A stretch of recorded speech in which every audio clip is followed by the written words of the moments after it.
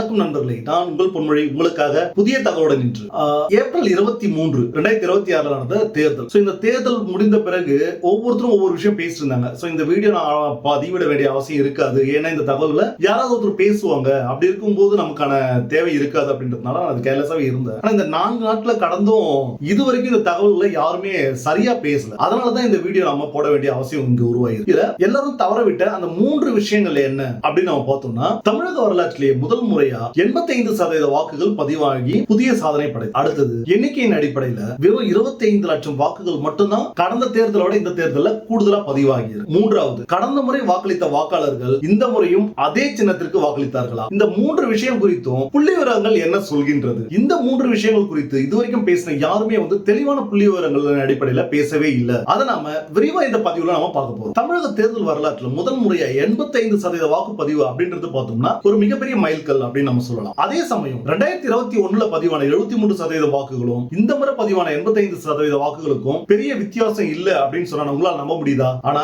அதுதான் உண்மை. ஒருவேளை எஸ்ஐஆர் இந்த முறை நடக்காம இருந்து வாக்காளர் பட்டியல் வெளியிடப்பட்டிருந்தா மொத்தம் 6,46,00,000 வாக்காளர்கள் இந்த வாக்காளர் பட்டியலில் இடம்பெற்றிருப்பாங்க. அதன் அடிப்படையில் பதிவான வாக்குகள் நீங்க சதவீதத்தை கணக்கிட்டு பாத்தீங்கன்னா மொத்தமே நமக்கு கிடைக்கிறது 75% வாக்குகள் மட்டும்தான். இது 2021 பதிவான வாக்குகளை விட வெறும் 1.4% மட்டும்தான் கூடுதல், பெரிய வித்தியாசம் இல்ல. அதே சமயம் 2021 அங்கிருந்த மொத்த வாக்காளர்கள் 5,99,00,000 பேர். இதுல ஒரு தோராயமா எஸ்ஐஆர் அன்னைக்கு நம்ம செயல்படுத்தி இருந்தால் இது ஒரு தோராய கணக்கு தான், ஒரு 65 லட்சம் வாக்காளர்கள் நீக்கப்பட்டிருக்காங்க அப்படின்னு சொன்னோம்னா அன்னைக்கு பதிவான வாக்குகளின் அடிப்படையில் கணக்கிட்டோம்னா 85% அன்னைக்கே வருது. சோ இப்போ 2021லயும் 2026லயும் பதிவான வாக்குகளோட சதவீதத்துல பெரிய வித்தியாசம் இல்ல. எஸ்ஐஆர் நீக்கப்படாம எஸ்ஐஆர் செயல்படுத்தப்படாம இருந்திருந்தா இன்னைக்கு பதிவான வாக்குகள் 75% தான். எஸ்ஐஆர் ஆல இந்த 85% வந்திருக்கு. இது நமக்கு ரொம்ப தெளிவா இருக்கு. சோ ஃபர்ஸ்ட் விஷயம் கிளியர். இரண்டாவது, எண்ணிக்கையின் அடிப்படையில் கடந்த தேர்தலோட இந்த தேர்தல் வெறும் 25 லட்சம் வாக்காளர்கள் தான் கூடுதலா வாக்களிச்சிருக்காங்களா அப்படின்னு பார்த்தோம்னா புள்ளி விவரங்கள் அதுதான் சொல்லுது. ஆனா உண்மை நிலவரம் என்ன அப்படின்னு பார்த்தோம்னா 2021 வாக்களிக்காத 70 லட்சம் வாக்காளர்கள் இந்த தேர்தலில் வாக்களிச்சிருக்காங்க. சோ இது எப்படி நம்ம நம்ப முடியும் அப்படின்னு பார்த்தோம்னா 2021 5 மணி நிலவரப்படி பதிவான வாக்கு சதவீதம் அப்படின்னு பார்த்தோம்னா 63.5%. அதாவது நாள் முழுக்க ஒவ்வொரு மணி நேரத்துக்கும் 6% பதிவாயிட்டு இருந்த வாக்கு கடைசி ஒரு மணி நேரத்துல 10% அதிகரிச்சு. இது 2001 நிலவரம். 2026 நிலவரம் என்ன அப்படின்னு பார்த்தோம்னா ஒவ்வொரு மணி நேரத்துக்கும் 9% வாக்குகள் 5 மணி வரைக்கும் பதிவாயிட்டு இருக்குது. ஆனா கடைசி ஒரு மணி நேரத்துல வெறும் 2.5% வாக்குகள் மட்டும்தான் பதிவாகுது. இந்த வித்தியாசத்தை உங்களோட கற்பனையில நீங்க புரிஞ்சுக்க முயற்சி பண்ணுங்க, உண்மை உங்களுக்கு புரிய வரும். இந்த இடைவெளி பாத்தீங்கன்னா 7.5%. இந்த 7.5% வாக்குகள் அப்படின்றது பார்த்தோம்னா கிட்டத்தட்ட 45 லட்சம் வருது. இந்த 45 லட்சம் வாக்குகள் யார் செலுத்தியது? இந்த கேள்வி சிந்திக்க வேண்டிய ஒரு கேள்வி. அடுத்தது இன்னொரு விஷயம் என்ன அப்படின்னு பார்த்தோம்னா 2021 இருந்து 2026 வரைக்கும் 18 வயது பூர்த்தி அடைந்து வாக்களிக்க தகுதி பெற்ற நபர்கள் அவங்களோட எண்ணிக்கை அப்படின்னு பார்த்தோம்னா 45 லட்சம் வருது. இந்த நம்பர் ஏதோ தோராயமா சொல்லப்பட்டதா அப்படின்னு பார்த்தோம்னா நிச்சயமா இல்ல. 2003 இருந்து 2008 வரைக்கும் பிறந்த குழந்தைகளோட மொத்த எண்ணிக்கை, அதற்கு அடுத்தது 2018 இருந்து 2023 வரைக்கும் 10th பப்ளிக் எக்ஸாம் எழுதின ஸ்டூடெண்ட்ஸோட நம்பர். இதோட மேட்ச் பண்ணி இந்த டேட்டாவை நம்ம கொண்டு வந்திருக்கோம். இது புதிதாக பட்டியலில் சேர்க்கப்பட்ட வாக்காளர்கள் எண்ணிக்கையோடவும் இது மேட்ச் ஆகுது. அப்படி பார்க்க போனா இந்த எண்ணிக்கை 45 லட்சம் வருது. அப்ப இந்த கடந்த 5 ஆண்டுகள்ல 45 லட்சம் புதிய வாக்காளர்களும் உள்ள வந்திருக்காங்க. 45 லட்சம் வாக்காளர்கள் பிளஸ் இவங்க கூடுதலா சொல்லப்படுற 25 லட்சம் மொத்தமா சேர்த்தோம்னா 70 லட்சம் வாக்காளர்கள் இந்த தேர்தல்ல வாக்களிச்சிருக்காங்க. அப்படி இருக்கும்போது இந்த 45 லட்சம் மட்டும் ஏன் நமக்கு நேரடியா கணக்குக்கு வரல அப்படின்னு பார்த்தோம்னா 2021 கடைசி ஒரு மணி நேரத்துல பதிவான வாக்குகளோட சதவீதத்திலையும் இந்த முறை நடந்த வாக்குகள் பதிவுகளோட சதவீதத்தையும் இதற்கிடையில உள்ள வித்தியாசத்தை நம்ம கணக்கிடும் போது அந்த 45 லட்சத்தோட கணக்கு எந்த அளவுக்கு மறைந்திருக்குன்றது நமக்கு புரிஞ்சிடும். மூன்றாவது என்ன அப்படின்னு பார்த்தோம்னா 2021 வாக்களித்த அதே நபர்கள் இந்த முறையும் அதே சின்னத்துக்கு வாக்களித்தார்களா அப்படின்னு நம்ம பார்த்தோம்னா இது $1,000,000 क्वेश्चन.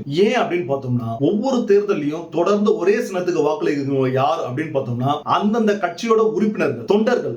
இவங்க ஒவ்வொரு முறையும் தொடர்ந்து அவங்களோட கட்சியோட சின்னத்துக்கு தான் வாக்களிச்சுட்டு இருப்பாங்க. ஆனா எந்த ஒரு கட்சியும் சாராத தொண்டர்கள் அல்லாத மற்ற வாக்காளர்கள் இவங்க எப்படி வாக்களிப்பாங்க அப்படின்னு பார்த்தோம்னா ஒவ்வொரு தேர்தல் அப்பவும் கள சூழல், அரசியல் நிலவரம் இதை பொறுத்து ஒவ்வொரு முறையும் அவங்க மாறி மாறி வாக்களிப்பாங்க. அதன் அடிப்படையில் பார்க்க போனோம்னா இதை எப்படி நம்ம உறுதி செய்யலாம் அப்படின்னு பார்த்தோம்னா 96 தேர்தலையும் நம்ம பார்த்துக்கலாம். அதுக்கு அதை தொடர்ந்து வந்த 2001 தேர்தல், 2006 தேர்தல் இதெல்லாம் பார்க்கும்போது பார்த்தோம்னா நிரந்தரமா ஒவ்வொரு கட்சிக்கும் தொடர்ந்து குறிப்பிட்ட எண்ணிக்கையிலான ஓட்டுகள் வந்துகிட்டே இருந்தது அப்படின்னு பார்த்தோம்னா நிச்சயமா இல்ல. ஒவ்வொரு தேர்தலையும் இந்த எண்ணிக்கை மாறுபட்டு குறைக்கப்பட்டுக்கிட்டே இருக்கு. அப்படி பார்க்கும்போது அவங்களோட நிரந்தர தொண்டர்களை தவிர்த்து மீதி உள்ள வாக்காளர்கள் நடுநிலை வாக்காளர்கள் அப்படின்னு சொல்லுவோம். இவங்க தான் ஒவ்வொரு முறையும் மாறி மாறி வாக்களிச்சிருக்காங்க. அப்படி 2021 வாக்களித்த அதே நபர்கள் இந்த முறையும் அந்தந்த கட்சிக்கு வாக்களித்திருப்பாங்களா அப்படின்னு பார்த்தோம்னா இது ஒரு $1 மில்லியன் கொஸ்டின். அதுக்கான வாய்ப்புகள் ரொம்ப குறைவு. ஒருவேளை அப்படி நடந்திருந்தா என்ன நடக்கும் அப்படின்றது சூழலையும் நமக்கு தெளிவா பார்த்திடலாம். கடந்த முறை டிஎம்கே வாங்கி இருந்த 37.7% வாக்குகள் இந்த முறையும் அப்படியே தொடருது அப்படின்னு நம்ம கணக்குல எடுத்துக்கிட்டோம் அப்படின்னு சொன்னோம்னா ரிமைனிங் உள்ள 62.3% வாக்குகள் இருக்கிற மற்ற கட்சிகள் பிரிச்சு எடுத்திருக்காங்க அப்படின்னு சொன்னோம்னா நிச்சயமா இந்த தேர்தல்ல டிஎம்கே ஆட்சி அமைக்கிறத யாராலுமே தடுக்க முடியாது. ஆனா ஒருவேளை கடந்த முறை திமுக வாங்கிய 37.7% இருந்து குறைந்தபட்சம் ஒரு 5% வாக்குகள் அவங்களுக்கு இந்த முறை குறையுது அப்படின்னு எடுத்தோம்னா இந்த சூழல்ல திமுக ஆட்சி அமைக்கிறதுக்கான வாய்ப்புகள் சற்று கடினம். அதே சமயம் இந்த சூழல் அதிமுக ஆட்சி அமைப்பதற்கு மிகப்பெரிய வாய்ப்பாக அமையும். அதே சமயம் புதிய களத்துக்கு வந்திருக்க தமிழக வெற்றி கழகம் இவங்களோட சூழல் எப்படி இருக்கு? ஒருவேளை இந்த புதிதா வாக்களித்த அந்த 70 லட்சம் வாக்காளர்களும் விஜய்க்கு மட்டும் தான் வாக்களிச்சிருப்பாங்க. அப்ப விஜயோட மொத்த வாக்குகள்